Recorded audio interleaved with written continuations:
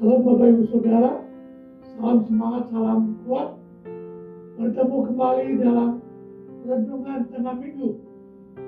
Malam ini saya akan sampaikan tentang mengundang Tuhan Yesus. Setelah ciptakan pria dan wanita yang pertama, Allah menikahkan mereka. Diadakan perkawinan sebagai ikatan pria dan wanita supaya mereka membangun keluarga. Tertulis dalam Kejadian pasal 1 dan 2. Allah ingin suami istri bahagia. Maka dari itu dalam Amsal pasal 5 ayat 18 berkata, diberkatilah kiranya senyapmu, bersukacitalah dengan istri masa mudamu. Allah tidak menyetujui poligami, hubungan seks sama jenis, atau pasangan yang tinggal bersama tapi tidak menikah. Itu tertulis dalam 1 Korintus pasal 6 ayat 9. Yesus mengajarkan bahwa para pengikutnya harus menaati apa yang sudah Allah tetapkan untuk perkawinan. Terdapat dalam Injil Markus pasal 10 ayat 6 sampai 8. Di mata Allah, perkawinan adalah ikatan seumur hidup. Pria dan wanita menikah, mereka berjanji untuk saling setia dan tetap bersama sepanjang hidup mereka. Keluarga adalah lembaga terindah yang Tuhan ciptakan. Alkitab banyak berisi keluarga inspiratif bagi umat Kristen yang diajarkan tentang kasih, pengorbanan, dan kesetiaan. Ada 5 keluarga terbaik yang ada di Alkitab. 1. Keluarga Nuh. Itu tertulis dalam Kejadian pasal 6 sampai 9. Keluarga Nuh dikenal sebagai satu-satunya keluarga yang selamat dari banjir besar. Mereka bertahan hidup karena kepercayaan kepada Tuhan dan kesetiaan mereka mematuhi perintah Tuhan. Kedua, keluarga Abraham. Itu tertulis dalam Kejadian pasal 12 sampai 25. Keluarga Abraham dikenal sebagai keluarga yang dipilih oleh Tuhan menjadi nenek moyang bangsa Israel. Abraham dan istrinya Sarah memperoleh keturunan pada usia sangat tua. Dan anak mereka, Ishak, menjadi cikal bakal bangsa Israel. Keluarga ini membuktikan bahwa penyertaan Allah nyata dan janjinya akan digenapi dalam hidup kita. Yang ketiga, keluarga Yusuf. Tertulis dalam Kejadian pasal 37 sampai 50. Keluarga ini merupakan keluarga yang penuh lika-liku. Yusuf anak ke-10 dari Yakub, dijual ke Mesir oleh saudara-saudaranya. Yusuf mempercayai Tuhan dan akhirnya menjadi orang yang sangat penting di Mesir. Keluarga Yusuf dapat memberikan inspirasi bagi kita untuk selalu percaya Tuhan meskipun dalam situasi yang sulit. 4. Keluarga Musa. Tertulis dalam Keluaran pasal 2 sampai pasal 7. Keluarga Musa merupakan keluarga yang sangat penting dalam sejarah bangsa Israel.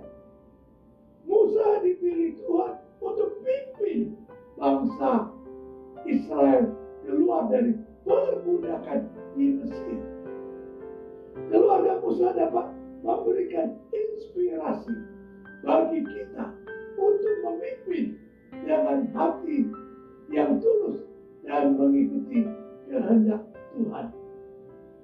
Yang kelima, keluarga Yesus. Tertulis dalam Matius pasal 1 dan 2 dan Injil Lukas pasal 1 dan 2. Keluarga Yesus merupakan keluarga paling penting dalam sejarah dunia.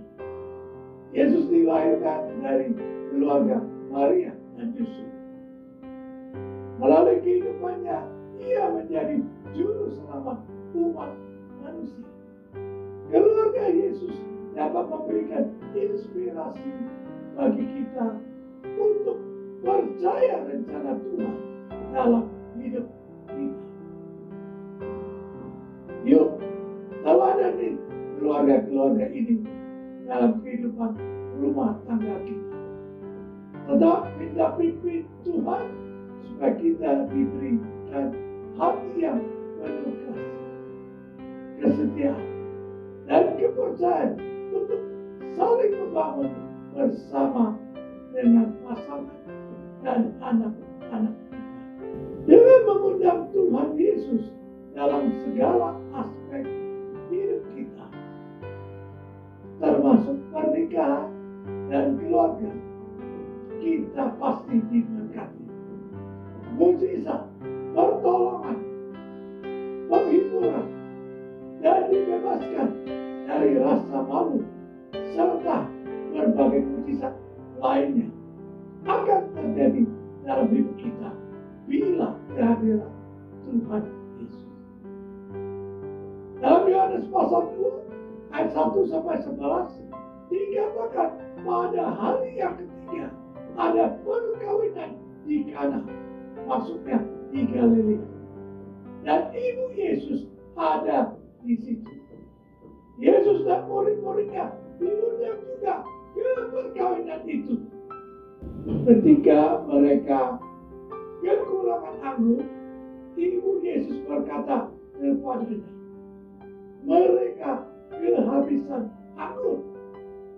Keluarga yang sedang mengadakan pesta perkawinan diselamatkan dari rasa malu saat persediaan anggur yang harus disediakan kepada para tamu habis. Di situ ada 6 tempayan air disediakan untuk pembasuhan menurut adat orang Yahudi. Masing-masing isinya 2-3 buyut. Yesus berkata kepada pelayan-pelayan itu, isilah tempayan-tempayan itu penuh dengan air. Dan mereka pun mengisinya sampai penuh. Bila mengadakan pesta perkawinan, keluarga harus menyediakan anggur yang terbaik sebagai penghormatan kepada tamu-tamu undangan. Kalau kehabisan anggur berarti aib yang memalukan bagi keluarga. Tetapi karena keluarga ini mengundang Tuhan Yesus dalam pernikahan itu, ketika menghadapi kesulitan, ketika menghadapi masalah, kehadiran Tuhan Yesus yang diundang oleh keluarga menjadi sumber pertolongan yang tepat pada waktunya. Terjadi mujizat yang luar biasa. Air dalam tempayan-tempayan itu diubah menjadi anggur yang terbaik. Lalu kata Yesus kepada mereka, maksudnya pada pelayan-pelayan itu, sekarang duduklah dan bawalah kepada pemimpin pesta. Mereka pun membawanya. Pemimpin pesta mengecap air yang telah menjadi anggur itu.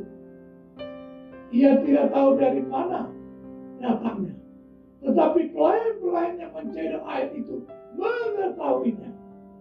Ia memanggil mempelai laki-laki dan berkata kepadanya, setiap orang menghidangkan anggur yang baik dahulu, dan sesudah orang puas minum, barulah yang kurang baik.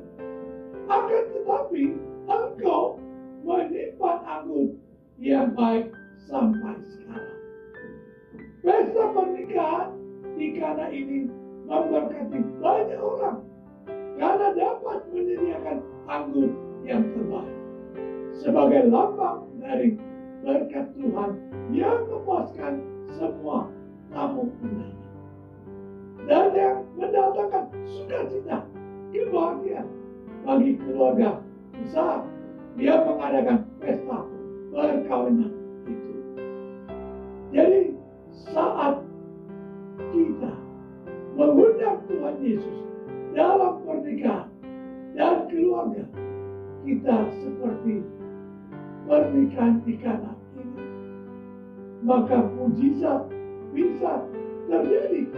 Air menjadi anggur yang terbaik. Artinya pernikahan dan keluarga kita diberkati dan dicukupi kebutuhannya. Pernikahan dan keluarga kita tidak dipermalukan. Pernikahan dan keluarga kita dipenuhi sukacita dan kebahagiaan. Pernikahan dan keluarga kita menjadi berkat bagi orang lain.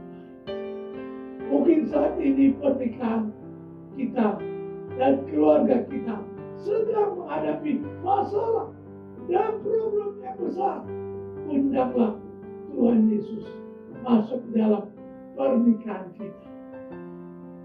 Sekali lagi, undanglah Tuhan Yesus masuk ke dalam pernikahan kita dan keluarga kita dengan segenap hati dan bertobat. Percayakanlah Tuhan Yesus sanggup memberkati dan memulihkan pernikahan kita dan keluarga kita. Dalam Amsal pasal 3 ayat 33 berbunyi, kutuk Tuhan ada di dalam rumah orang fasik, tetapi tempat kediaman orang benar diberkatinya. Sekali lagi saya berkata, tetapi tempat kediaman orang benar diberkatinya. Saudara-saudaraku dalam Tuhan, marilah kita menjadikan Tuhan Yesus Raja yang berkuasa atas pernikahan kita dan keluarga kita serta segala aspek dalam hidup, supaya kita diberkati.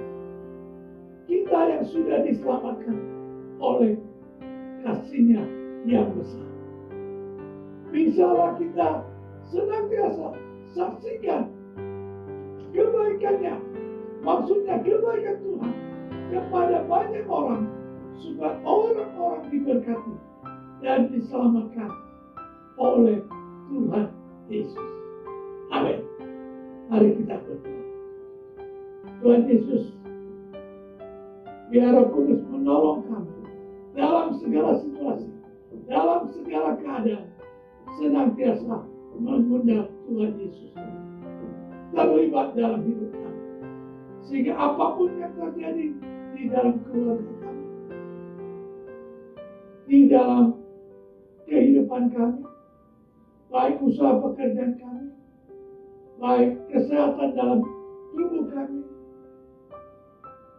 senantiasa mengundang Tuhan Yesus terlibat dalam kehidupan kami, sehingga kami akan merasakan kuasa Tuhan, mujizat Tuhan, kasih Tuhan, penghiburan Tuhan, kekuatan dari Tuhan yang akan membawa kami hidup berkemenangan, hidup bahagia, hidup sukacita.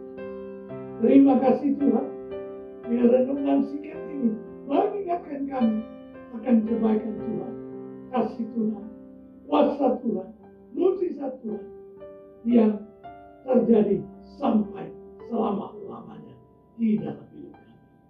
Biar kami hidup senantiasa bahagia di dalam keluarga, bersukacita, menyampaikan kesaksian tentang kebaikan Tuhan pada setiap orang, sehingga banyak orang boleh selamat, banyak orang boleh menerima anugerah keselamatan dari Tuhan. Terima kasih Tuhan, di dalam nama Tuhan Yesus Kristus. Haleluya. Amin.